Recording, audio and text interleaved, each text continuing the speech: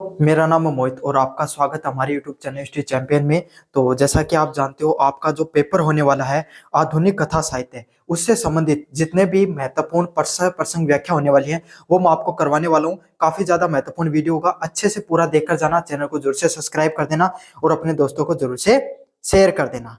साथ के साथ ये वाली पीडीएफ आपको टेलीग्राम चैनल पे मिल जाएगी। डिस्क्रिप्शन में लिंक दे रहा हूँ टेलीग्राम का। जैसे डिस्क्रिप्शन में देखे लिंक पे आप क्लिक करोगे, आपके सामने इस प्रकार के हमारे यूट्यूब चैनल पे पहुंच जाओ, जो टेलीग्राम चैनल पे पहुंच जाओगे, जहां पर ऊपर लिखा हो यूनिवर्सिटी चैंपियन एमडीसी। इस पे जैसे आप क्लिक करोगे तो आपको नीचे की तरफ आना है। नीचे की तरफ आओगे तो यहाँ पर फाइल वाले सेक्शन पे क्लिक करना। ऊपर की तरफ आपके सामने जो सर्च वाला ऑप्शन है, यहाँ पर हिंदी लिटरेचर सर्च करना है। सिर्फ आप तो हिंदी सर्च कर लेना। यहाँ पे आपके सामने जो BA fourth semester Hindi literature की जो आपके सामने पीडीएफ देखने को मिलेगी, इसको पढ़ लेना अच्छे से। इसमें सारे सारे आपके सामने इंपॉर्टेंट क्वेश्चंस को मैंने कराया है। चलो शुरू करते हैं अपन। लहना जो सह प्रसंग व्याख्याओं को, चैनल को जोर से सब्सक्राइब कर देना और नीचे सभी बच्चों से रिक्वेस्ट है कि हाइप वाला बटन जो दिखाई दे रहा है उसको जरूर से क्लिक कर देना। इससे बहुत ज्यादा जो चैनल है उसकी चीजों को शेयर हो जाती है आगे की तरफ। लहना सिंह ने अपनी जान देकर अपनी प्रतिभा निभाई। ये आपके सामने इसकी जो ये पंक्ति है इसकी आपको व्याख्या करनी है। काफी ज्यादा महत्वपूर्ण व्याख्या प्रसंग आपके सामने लहना सिंह से संबंधित एक व्याख्या मैं अभी बता दे रहा हूं, आपके सामने जरूर से देखने को मिलेगी। प्रस्तुत पंक्ति चंद्र घर शर्मा गुलेरी द्वारा लिखित अमर कहानी उसने कहा था कि अंतिम अंश है। मतलब ये जो पंक्तियां जो अपन पढ़ रहे हैं, लहना सिंह ने अपनी जान देकर अपनी जो प्रतिज्ञा थी उसकी, उसको निभाता है। तो ये पहली बात तो आपको उसमें जो प्रसंग लिखते हैं उसमें दो चीजें लिखना अनिवार्य होता है। सबसे पहले लिखना होता है आपको जो कवि का नाम, जो लेखक का नाम, कवि का नाम, साथ के साथ कौन सी कहानी से लिखी गई और उसमें क्या बताया गया था, तो उसके बारे में बताना है। तो सबसे पहले आपको याद रखना है चंद्र शर्मा जो गुलेरी है उसके द्वारा एक कहानी है वो लिखी गई है। और उसमें भी उसने कहा था, उसके द्वारा उसकी जो चंद्र घर शर्मा गुलेरी ने उसने कहा था, जो उपन्यास है, कहानी है, उसमें इन्होंने ये लाइनें ली गई हैं। ये कहानी किस पे है आपके सामने निर्भर है। ये प्रथम विश्व युद्ध की पृष्ठभूमि यहाँ पर दिखाई गई है, जिसमें लहना सिंह नाम का जो एक सिख सैनिक है वो क्या करता है, अद्वितीय प्रेम और त्याग जो कर्तव्य निष्ठा का इसमें चित्रण किया गया है। कि एक लहना सिंह नामक जो आपके सामने एक जो सैनिक है वो क्या करता है आपके सामने, जो वो अपने जो प्रेमिका है उसे अद्वितीय प्रेम करता है। और सिर्फ प्रेम का संबंध उसका शारीरिक नहीं होके मानसिक और साथ के साथ जो कर्तव्य निर्वहन करता है, त्याग और कर्तव्य निष्ठा का जो वादा करता है वो उसको आखिर में निभा कर जाता है। आगे देखेंगे कि उसने क्या प्रतिज्ञा ली थी, उसके बारे में भी जानेंगे। यह पंक्ति उस निर्णायक क्षण को व्यक्त करती है जब लहना सिंह ने सब जो सूबेदारनी को बचपन में दिए गए वचन को पूरा करने के लिए अपने प्राणों की आहुति दे देता है। तो ये आपके सामने जो ये प्रस्तुत पंक्तियां आपको दिखाई देती हैं, ये कब की आपके सामने, ये जब की है जब लहना सिंह आपके सामने जो सूबेदारनी है उसको बचपन में जो उसने वादा किया था कि मैं तुम्हारा जो पति होगा उसका जीवन बचाऊंगा, तुम्हारी हमेशा प्राणों की रक्षा करूंगा। उसने ये कहा था, ये नहीं कहा था कि मतलब पति की जान बचाऊंगा, उसने कहा था कि मैं तुम्हारी हमेशा रक्षा करूंगा। वो उसने वादा पूर्ण रूप से निभाया है। समझ में आ गया। और वादा निभाते निभाते उसने क्या कर दी, अपने प्राणों की आहुति दे दी। यह पंक्ति कहानी के जो नायक है लहना सिंह के सर्वोच्च बलिदान और चरित्र की महानता को दिखाती है। अब अपन इसके गहराई में जाएंगे, आपके सामने क्या क्या देखने को मिलता है। तो ये जो आपके सामने लहना सिंह की जो कहानी देखने को मिलती है, इसमें सर्वोच्च बलिदान की कहानी है। साथ साथ ये भी बता दूं आपको, अगर आपने अच्छे से इस व्याख्या को पढ़ लोगे तो इस पेपर से जो भी प्रश्न आएगा उसको भी कर सकते हो। तो अच्छे से पढ़ लेना भाई इसको। सर्वोच्च बलिदान की कहानियां जिसमें उनकी जो चरित्र था उसकी महानता को दिखाया गया है। बचपन में अमृतसर के बाजार में लहना सिंह और सूबेदारनी है जो उस समय छोटी लड़की थी। बचपन में होता क्या है, लहना सिंह भी छोटा था, है ना, और आपके सामने सूबेदारनी है जो इस करेक्ट अब इस समय सूबेदारनी मतलब सूबेदार की पत्नी है, वो पहले वो भी छोटी थी, बचपन में दोनों छोटे थे। तो अमृतसर का एक बाजार है, वहां पर दोनों की भेंट होती है, दोनों मिलते हैं। उस समय लहना सिंह ने सूबेदारनी को तांगे के नीचे आने से बचाया था। तो वो जब वो एक घटनाक्रम होता है उसमें जो वो तांगे के नीचे गिर गई थी और उसे नीचे आने से उसने बचाया था लहना सिंह ने उसमें। और उसने बार बार पूछा था भाई, उसने उससे पूछा कि तेरी कुड़माई हो गई क्या। कुड़माई का अर्थ क्या होता है, सगाई हो गई है क्या। उसने अपनी इच्छाओं से यह चीज पूछी कि भाई तेरी जो सगाई है वो हो गई है क्या। बाद में युद्ध के मैदान में सूबेदारनी उसे मिलती है और वो उसके बाद में वो लड़की वहां से हंसकर चली जाती है। और उसके बाद में वो उससे मिलती है कहाँ पर, युद्ध के मैदान में। लैला सिंह क्या हो जाता है, बाद में जाकर आर्मी में लग जाता है ना, सैनिक बन जाता है। और जो आपके सामने जो लड़की है उसकी शादी उसी जो जहां पर लैला सिंह लगता है वो उसी जो रेजिमेंट है उसके सूबेदार से उसकी शादी हो जाती है। और फिर उसी रेजिमेंट में वो एक दूसरे से मिलते हैं और उसे याद दिलाती है कि उसने बचपन में वादा किया था। और जब भेंट होती है ना उस दोनों की, जब बचपन में जब वो पूछती है कि उसे कुड़माई हो गई है, तब वो उससे पूछती है कि तू मेरे लिए क्या कर सकता है, तो वो उसे कहता है कि भाई मैं तेरी रक्षा करूंगा हमेशा। समझ में आ गया। तो अब युद्ध के मैदान में लहना सिंह को वो याद दिलाती है सूबेदार ने कि तूने जो बचपन में वादा किया था कि मैं तेरे प्राणों की रक्षा करूंगा, आज उसको जो वचन को निभाने का वक्त आ गया है। उसने अपने पति सूबेदार हजारा सिंह और पुत्र बोधा सिंह की जान बचाने का वचन देता है। और लैना सिंह वहां पर कहता है कि भाई जो उसका पति सूबेदार हजारा सिंह है और उसका पुत्र जो बोधा सिंह है उसकी वो जान बचाएगा युद्ध के मैदान में अगर जरूरत पड़ी तब। लैना सिंह इस वचन को अपनी अंतिम सांसों तक निभाता है। तो लैना सिंह आज के व्यक्तित्व की तरह नहीं है कि बस सिर्फ वचन करके छोड़ देता है, बल्कि वो उन सब चीजों को निभाता है। युद्ध के दौरान जब एक जर्मन सैनिक वेश बदलकर उसकी पलटन में घुस जाता है, अब क्या होता है, अब वो वचन हो गया, सारी घटनाक्रम आपको समझ में आ गया किस प्रकार चलता है। अब होता क्या है, आपके सामने एक युद्ध के मैदान में सूबेदार है, लैना सिंह है, उसका बेटा बोधा सिंह है, तीनों उस युद्ध में लड़ रहे होते हैं। उस समय क्या होता है, एक सैनिक होता है, किसका, युद्ध के दौरान एक जर्मन सैनिक, ये द्वितीय विश्व युद्ध की कहानी है, वो क्या हो जाता है, उनकी पलटन में घुस जाता है। और आपके सामने लैना सिंह और ये आपके सामने अंग्रेजी ब्रिटिश सेना की तरफ से लड़ रहे थे। और सूबेदार और बोधा को मारने की कोशिश करता है। और क्या करता है वहां पर भाई जो मुख्य सैनिक होता है सबसे पहले उसी पर वार किया जाता है, तो उन दोनों को मारने की कोशिश करता है। तब लैना सिंह अपनी बुद्धिमत्ता और बहादुरी से उसे मार गिराता है। और तब क्या करता है, जो लैना सिंह है वो अपनी बुद्धि का प्रयोग करके और अपनी बहादुरी से दोनों को मार गिराने का कार्य करता है। इस दौरान वह स्वयं भी गंभीर घायल हो जाता है। और इस परिस्थिति में क्या हो जाता है, वह स्वयं भी क्या हो जाता है, गंभीर रूप से घायल हो जाता है। लेकिन वह अपने गांवों को छिपा लेता है। और वो क्या करता है, आपके सामने जो उसके घाव हैं वो छिपा लेता है ताकि मोर्चे से हटाया ना जा सके और अपने वचन की रक्षा कर सके। चाहता तो वो गंभीर घायल होने की वजह से क्या कर सकता था, अब अपने देश को लौट सकता था या फिर मेडिकल ले सकता था आपके सामने, लेकिन उन दोनों की आगे भी जान बचाने के लिए वो क्या करता है, किसी को बताता नहीं है और मोर्चे पर डटा रहता है। वह सूबेदार और बोधा सिंह को सुरक्षित वापस भेजने के लिए स्वयं पीछे रह जाता है। और क्या कहता है, उन दोनों को, सूबेदार को और बोधा सिंह को चोटिल दिखाकर उन दोनों को तो भेज देता है मेडिकल के लिए, मतलब उनको तो घर वापसी करवा देता है और खुद मैदान में रह जाता है। और उनके स्थान पर चौकीदारी करता है। और उनके स्थान पर भी कार्य कौन करता है, आपके सामने लहना सिंह कार्य करता है। अंततः घायल सैनिकों को अस्पताल ले जाने की बारी आती है तो वो धोखे से सूबेदार और बोधा सिंह को पहले ही भेज देता है। तो जो घायल सैनिक है जिसमें जाना चाहिए किसको, लैना सिंह को, लेकिन क्या करता है, सूबेदार और बोधा सिंह को चुपके से उनके बीच में भेज देता है और स्वयं को मामूली घायल बताकर पीछे रुक जाता है ताकि उनकी जगह क्या कर सके, नौकरी कर सके। इसके ये बताकर वो क्या करता है, खुद को मामूली घायल बताकर वहां पर रुक जाता है।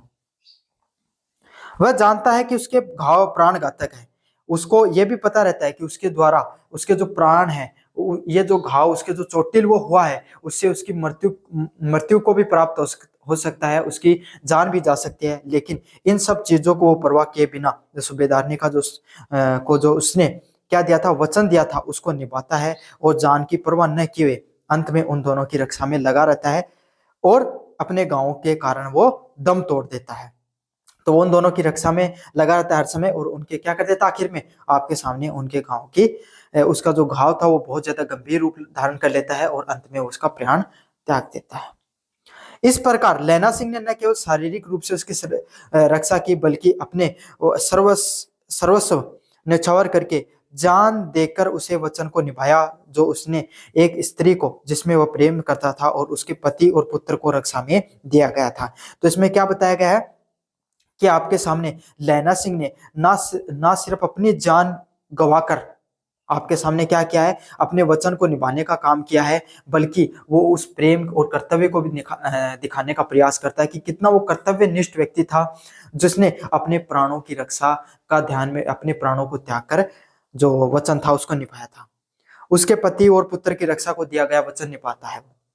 उसके अदम्य साहस व निस्वार्थ प्रेम, वचनबद्धता और कर्तव्यपरता का ये क्या है, चरम का उदाहरण है। अब काव्यगत और शैलीगत विशेषताओं की बात करें, चरित्र चित्रण लैना सिंह के महान चरित्र को उजागर करती है। तो ये घटना आपके सामने क्या दिखाती है, लैना सिंह है उसका जो चरित्र है वो कितना ज्यादा महान था, उसके बारे में क्या बताया गया है कि वो कितना ज्यादा महान था। और यहाँ पर इस कहानी के माध्यम से कोई भी व्यक्ति है उसको प्रेम की जो प्रकाशता होती है उसमें सिर्फ आप दो व्यक्तियों के मिलन तक की नहीं, आपके सामने आत्मा का जो दो मिलन होता है उस तक दिखाया गया है, जिसमें ये बताया गया आपके सामने कि जो रिश्ते हैं उसमें आपको निभाने के लिए सिर्फ वादे नहीं करने होते बल्कि उनको कर्तव्यों को पूरा निभाना भी होता है। भाव की बात करें, त्याग, प्रेम, कर्तव्य निष्ठ और बलिदान जैसे अदात मान्य वे भावनाओं की अभिव्यक्ति मिलती है, जहां पर आप चीजों को त्याग करते हो, प्रेम करते हो और कर्तव्य निष्ठ और बलिदान जैसी चीजें भी दिखाई जाती हैं। तो अगर आपको चाहे घर के रिश्ते हो चाहे बाहर के रिश्ते हो, अगर आपको जीवन में रिश्तों को निभाना है तो काफी बार त्याग भी करना पड़ता है चीजों को, और चीजों को लेकर बलिदान भी करना पड़ता है। भाषा की बात करें, एकदम सरल और सीधी भाषा का उपयोग किया गया है जो कहानी के मर्म के पीछे पाठक को हृदय तक पहुंचती है। कैसी किस प्रकार की कहानी का प्रयोग किया गया है, एकदम सरल और साधारण भाषा का प्रयोग किया गया, हर व्यक्ति इस कहानी को बहुत आसानी से समझ सकता है। साथ के साथ अगर कोई जब पाठक इसको पढ़ता है तो वो सीधे उसके हृदय को छूती हुई चली जाती है। शैली की बात करें, आपके सामने कहानी की मार्मिकता और प्रभाव उत्पादन को बढ़ाती है, साथ साथ क्या करती है, जो कहानी है ये उसकी मार्मिकता को बताती है और प्रभाव को उत्पन्न करने वाली चीजों को बताती है। अगले वाले प्रश्न की तरफ अगर अपन बढ़े, राग दरबारी में शिक्षा, राजनीति और समाज की जो सच्ची तस्वीर है उसको प्रस्तुत किया गया है, उसके बारे में आपको विस्तृत रूप से पढ़ना है, काफी ज्यादा महत्वपूर्ण है आपके सामने। प्रस्तुत अंश श्री लाल शुल्क के जो व्यंग्यात्मक उपन्यास है राग दरबारी से लिया गया है। तो आपके सामने जो ये अगला जो उपन्यास पढ़ते हैं अपन, राग दरबारी, जिसमें शिक्षा, राजनीति और समाज की जो सच्ची तस्वीर को प्रस्तुत किया गया है। आपके सामने लाइनें, इनको सप्रसंग व्याख्या के रूप में पढ़ेंगे। तो प्रसंग की बात करें आपके सामने, सबसे पहले तो ये जो प्रस्तुत अंश किसके द्वारा लिखा गया अंश, श्री लाल शुल्क के द्वारा लिखा गया है। समझ में आ गया आपको। व्यंग्य किस प्रकार की शैली है, व्यंग्यात्मक उपन्यास है, मतलब जहां पर व्यंग्य किया गया है लोगों के ऊपर। और आपके सामने जो उपन्यास है वो कौन सा उपन्यास है, ये राग दरबारी नामक एक उपन्यास है, उस उपन्यास से लिया गया है। यह उपन्यास शिवपालगंज नामक एक काल्पनिक गांव के माध्यम से स्वतंत्रता के बाद में भारतीय ग्रामीण जीवन की विसंगतियों और खोखलेपन को चित्रण करता है। इसमें क्या बताया गया है, इस उपन्यास में जो शिवपालगंज नामक एक काल्पनिक गांव है, कौन सा गांव है, शिवपालगंज नामक एक जो काल्पनिक गांव देखने को मिलता है, उसमें स्वतंत्रता के बाद में जो ग्रामीण जीवन है उसमें अलग अलग प्रकार की जो विसंगतियां देखने को मिलती हैं, अलग अलग प्रकार की जो कमियां देखने को मिलती हैं, उसको चित्रण करने का बताया गया है। यह पंक्ति उपन्यास के मूल केंद्रित कथा और उसके उद्देश्यों को स्पष्ट करती है। इसमें क्या बताया गया है कि ग्रामीण जीवन में किस किस प्रकार की विसंगतियां पाई जाती हैं, क्योंकि भाई जो उस समय क्या भारत तुरंत क्या आजाद हुआ ही था, उस समय भारतीय जो व्यवस्थाएं थी, राजनीतिक व्यवस्थाएं, उनमें कुछ कमियां थी, उसको कुछ लोग क्या फायदा उठाकर उस कमियों को बहुत ज्यादा फायदा उठाते थे और अपने आप को दबंगाई करके ग्रामीण जीवन में जो अव्यवस्थाएं फैलाने का कार्य करते थे। तो उसके बारे में क्या किया गया, भ्रष्टाचार है आपके सामने, कैसे लोग चुनाव को खोखला बना देते हैं, इन सब चीजों पर बहुत ज्यादा विस्तृत रूप से टिप्पणी की गई। ये उपन्यास मात्र एक कहानी नहीं है बल्कि तत्कालीन समाज की कड़वी सच्चाई के रूप में भी दिखाई देती है। तो ये उपन्यास सिर्फ आपके सामने एक कहानी नहीं है बल्कि भारतीय जो समाज है उसकी एक कड़वी सच्चाई के रूप में भी दिखाया गया है। व्याख्या की बात करें, राग दरबारी उपन्यास का सबसे सटीक व्याख्या प्रस्तुत करता है। तो जो राग दरबारी उपन्यास है वो सबसे ज्यादा जो सटीकता से चीजों को बताता है, ग्रामीण जीवन में किस प्रकार की समस्याओं का सामना करना पड़ता है। श्री लाल शुल्क ने उपन्यास में आदर्शों, मूल्यों के पतन और तीखे यथार्थवादी व्यंग्य को दर्शाया।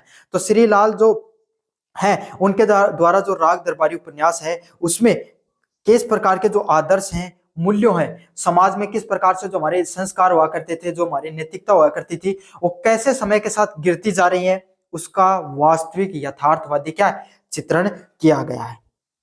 विस्तृत रूप से पढ़ें, शिक्षा की सच्ची तस्वीर। तो आज के समय जो आपके समय भी हमारे समय क्या है, कॉलेज में बच्चे क्या करते हैं, आप में से लगभग बच्चे कोई 90% ऐसे बच्चे हैं जो आप में जो वीडियो देख रहे हो उसमें कॉलेज में बिल्कुल भी नहीं गए। कमेंट करके बताना कि आप गए थे या नहीं गए थे, रेगुलर नहीं जाते हो, बस परीक्षा से एक दिन पहले पढ़कर क्या कर लेते हैं, आपके सामने पास हो जाते हैं। तो ये तो कुछ इस तरीके की व्यवस्था है कि बस डिग्री बांटने वाला ही काम है। आज के समय हमारे समाज में ये चल रहा है, उसी के बारे में व्यंग्यात्मक देखने को मिलता है।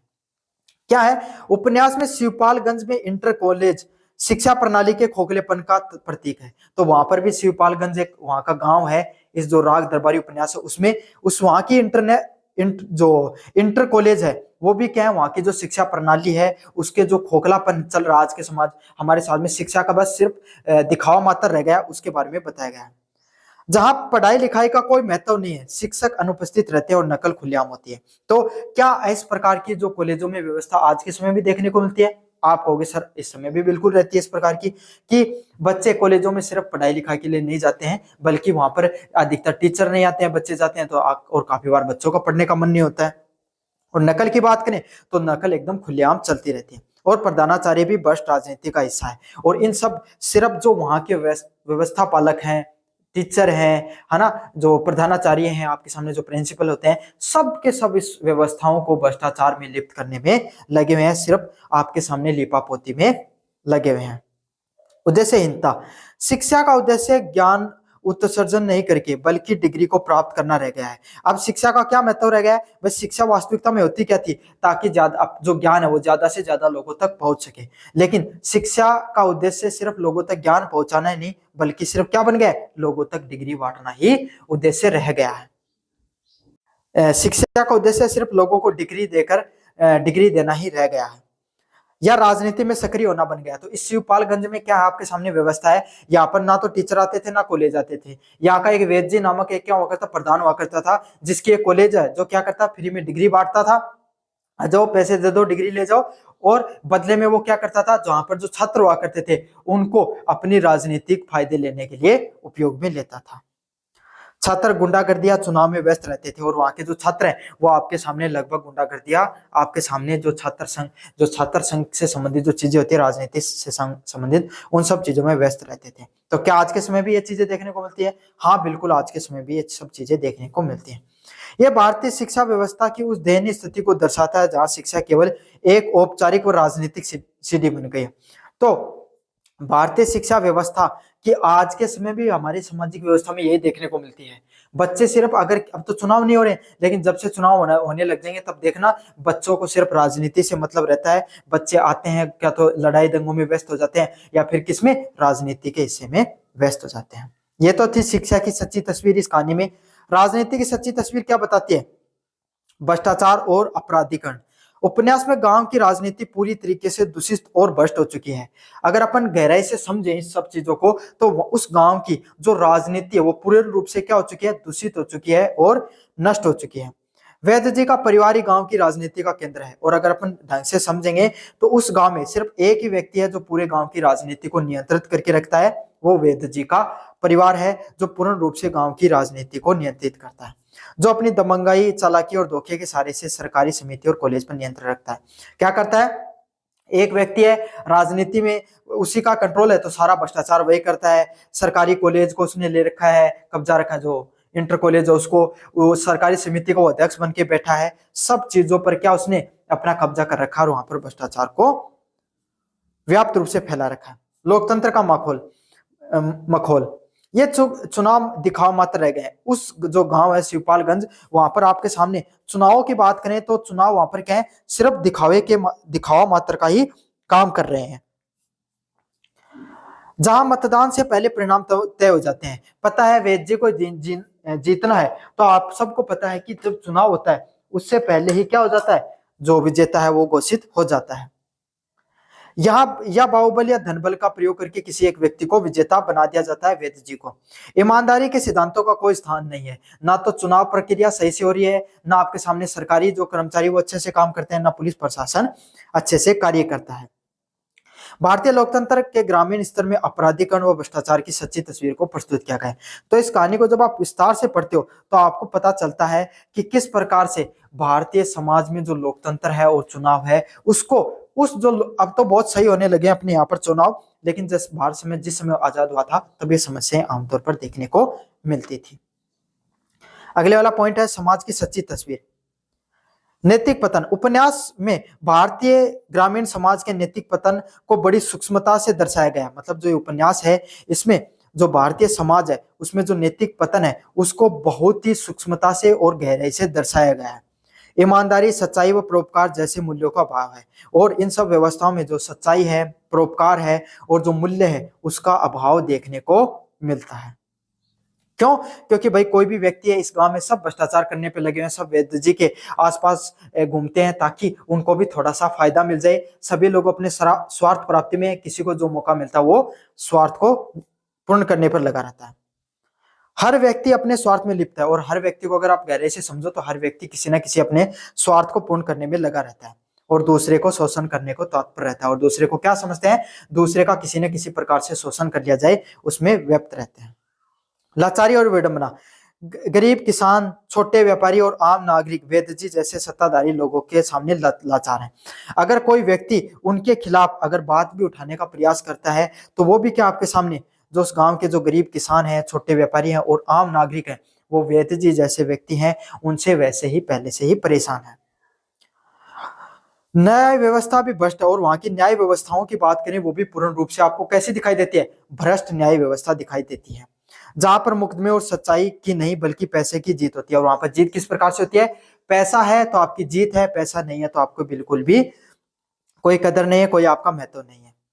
यह उस सामाजिक विडंबना को दर्शाता है जहां व्यक्ति अपनी बर्बादी में भी सुख खोजने लगता है। मतलब भ्रष्टाचार इतना व्याप्त और लिप्त हो चुका है कि लोग उस भ्रष्टाचार के साथ जीवन जीना ही सुखी मानने लगे हैं। शहरीकरण का प्रभाव भी देखने को मिलता है। रंगनाथ जैसे शहरी शिक्षित गांव में आकर अव्यवस्था को बदलने में भी नाकाम रहते हैं। मतलब एक शिवपाल नामक एक कैरेक्टर है इसके अंदर, पात्र है, वो आता है गांव से, पढ़ा लिखा लड़का है, वो इस व्यवस्था को बदलने का प्रयास करता है लेकिन वो भी नाकाम रहता है। क्यों? समाज में जड़ता और परिवर्तन के प्रति प्रतिरोध दिखाया गया है। और क्या दिखाया गया है कि समाज है उसमें परिवर्तन करना कितना ज्यादा मुश्किल होता है और अगर आप परिवर्तन करने का प्रयास करते हो तो सारा समाज आपके खिलाफ खड़ा हो जाता है। इस प्रकार जो आपके सामने राग दरबारी किसी आदर्श ग्राम का चित्रण नहीं है बल्कि ये उस भारतीय ग्रामीण के बेबाक व सच्चा चित्र है जो आजादी के बाद भी पुरानी रीतियों और नई व्यवस्थाओं की खामियों मिलकर समाज को जकड़े हुए हैं। तो ये राग दरबारी नामक जो आपके सामने जो कहानी है ये आपके सामने उस आदर्श ग्राम जिसको बोला जा सकता है उसका चित्रण है जहां पर आपके सामने जो गांव है उसमें जो किस किस प्रकार की अव्यवस्थाएं पाई जाती है उसके ऊपर बताया गया है। भारत स्वतंत्र हो चुका है लेकिन पुरानी कुरीतियां और जो व्यवस्थाएं हैं, जो पुरानी कुरीतियां और जो नई व्यवस्थाएं उसमें भी जो खामियां थी उनको पकड़कर उनकी कमजोरियों का फायदा उठाया गया है। और इन सब विसंगतियों पर आपके सामने जो श्री लाल शुल्क ने बहुत ही गहराई से व्यंग्यात्मक टिप्पणी की है। काव्यगत शैली की बात करें, तीखा और व्यंग्य यथार्थवादी व्यंग्य का प्रयोग किया है। तो आपके सामने जो श्री लाल शुल्क इन्होंने क्या बहुत ही गहराई से चीजों को बताया है, तीखा और जो वास्तविक आपके सामने जो व्यंग्य करने का प्रयास किया है, जो सामाजिक, राजनीतिक व शैक्षणिक व्यवस्थाओं की विसंगतियों को उजागर करता है। और यहाँ से आपको क्या पता चलता है किस प्रकार से हमारे समाज में राजनीति में शैक्षणिक जो शिक्षा है, व्यवस्था है, उसमें कितनी प्रकार की खामियां देखने को मिलती है। यथार्थवादी, आदर्शवाद किससे परे ग्रामीण जीवन की कड़वी सच्चाइयों का चित्रण किया गया है। और यहाँ पर क्या दिखाया गया है कि जो हम आदर्शवाद की बात करते हैं, समाज में जो आदर्शवाद देखने को मिलता है उसके विपरीत जो ग्रामीण समाज है उसमें किस किस प्रकार की जो कमियां होती हैं वो किस किस प्रकार से देखने को मिलती हैं उसके बारे में बताया गया है। भाषा शैली की बात करूं, सटीक, चुटीली और मुहावरेदार भाषा का प्रयोग किया गया है। तो किस प्रकार की भाषा प्रयोग किया गया है, एकदम सटीक भाषा का, एकदम व्यवस्थित भाषा का प्रयोग किया गया है। चुटीली और मुहावरेदार, मतलब अगर आप पढ़ते हो ना तो चुटकीली मतलब आपको हंसी मजाक भी देखने को मिलता है, मुहावरे भी देखने को मिलते हैं और आपको व्यंग्य भी देखने को मिलता है जिससे आपको पढ़कर अच्छा भी लगेगा और वास्तविकता का भी पता लगेगा। शैली वर्णनात्मक होते हुए भी कहीं कहीं पर हास्य के साथ विडंबना से भरी हुई है। तो यह आपके सामने जो कंप्लीट का कंप्लीट मैंने पढ़ा दिया है, अच्छे से पढ़ लेना, चैनल को सब्सक्राइब कर देना और अपने दोस्तों को जोर से शेयर कर देना। धन्यवाद।